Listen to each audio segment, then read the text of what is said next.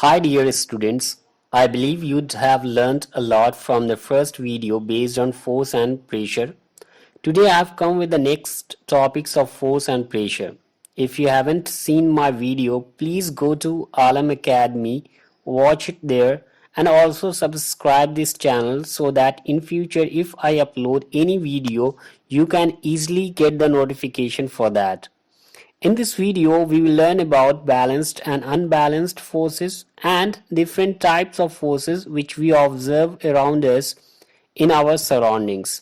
So let's begin the topic. The first topic is balanced force. Balanced forces are those two forces acting in opposite directions on an object and they are equal in size. It means that when we are applying the forces which are equal in magnitude but opposite in direction, then these forces will be called balanced forces. And due to the balanced forces, the state of motion of the object will be same. There will no be any changes at all. Now we take an example here. As you can see that we have a table here and two forces are being applied from the both directions. Let's say that the first force F1 is 40 Newton and the second force F2 that is also equal to 40 Newton. It means the magnitude of these two forces are equal, right? But the direction is opposite. So these forces are called balanced forces. And due to this force, the table will not move from its place. It will remain at the same position. So due to balanced forces, the object will be in same state of motion. Even if the object is in uniform motion and we apply the balance force on that object, the object will not come in rest at all. The uniform motion will be continued there. It means the state of motion of that object will be unchanged. Okay, next topic which we have to study, that is unbalanced forces. So these forces are two forces acting in opposite directions on an object and they are unequal in size. Even we can say that if we are applying two forces from the same direction, then these forces will also be called unbalanced forces.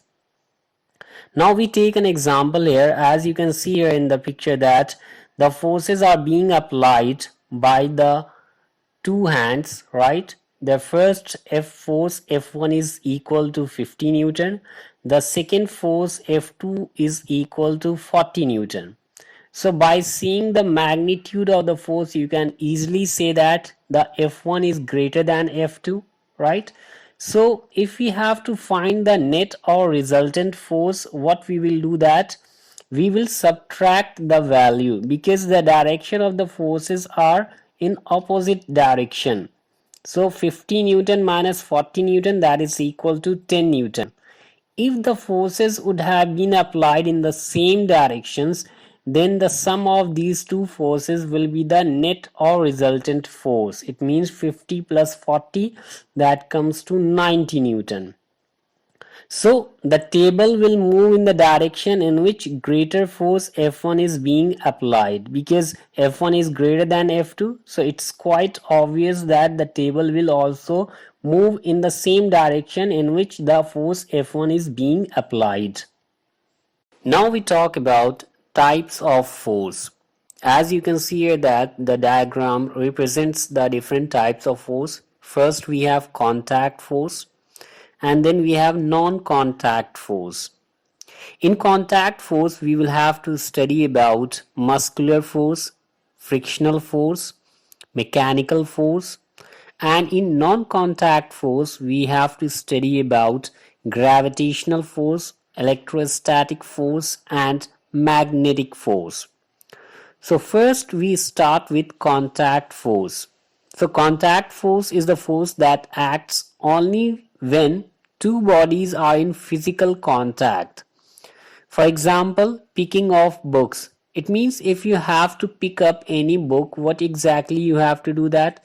You have to touch the book from your hand. Without touching, that is not possible. As we are not magician, we don't have any magical words to do this work, so we have to touch the book. So those works in which we touch the other object, that force is called contact force. So the first example is muscular force. By the name itself, it is quite clear that the force in which we apply our muscles. So the force exerted by the muscles is called muscular force. As you can see here in the picture that the boy is playing football, and what he is doing, that he is applying the force from the leg on the ball, and that's why the ball is changing its direction or position from one point to another point. Another example we can see here that a boy is pushing a table, right? So if we have to push any table without touching the table, that is not possible. So these kind of forces in which we apply or we use our hands or legs or any muscles, this force is called muscular force. The next contact force is frictional force.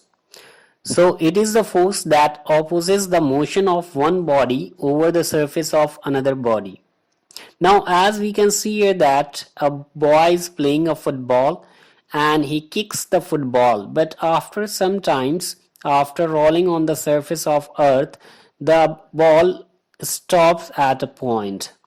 Why it happens? What is the force which is working there for stopping the ball? So this force which works in the opposite direction of the motion of this ball, that force is called frictional force, and it always opposes the motion. The next contact force is mechanical force. So the force exerted by the machine is called mechanical force. Now we take an example here. As you can see here that there is a car, and when the engine applies a force on its tire, what happens, that the car starts running on the road.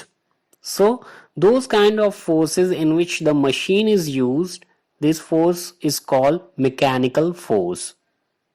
Now the next type of force is non-contact force. So it is quite clear from the name itself that the force where the objects are not in contact. So we can define it like it is the force that acts when bodies are not physically in contact with each other. Now we take an example here. As you can see that falling of apple from trees, it means whenever we see any object, we throw it in the sky, it comes back to the earth's surface. Why it happens? Just because of the gravitational force. So now we talk about what is gravitational force.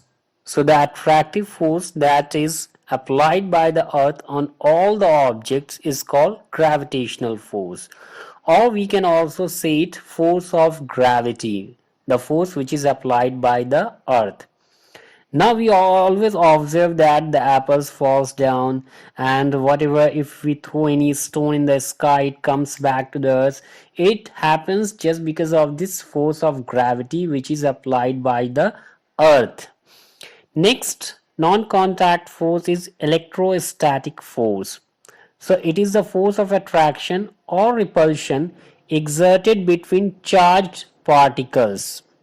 Here we take an example. If we have a comb and if we rub this comb with our dry hair, what happens, that the comb gets charged. And if we bring up pieces of paper near it, it attracts those pieces of paper. And it is just because of the electrostatic force which is developed due to the rubbing in comb. Now the last non-contact force is magnetic force. As it is quite clear from the name itself, the force which is applied by the magnet on any magnetic substance. Now we take an example here. As you can see here that we have a magnet here, right? And we have also a nail which is made up by the help of iron. So when we keep this iron nail near the magnet, what happens, that the iron nail is attracted by the magnet. It means that a magnetic force is applied by the magnet on this iron nail. So this force is called magnetic force. I believe students you all have understood these points very clearly, right? So in next video we will talk about the next topics. So thank you very much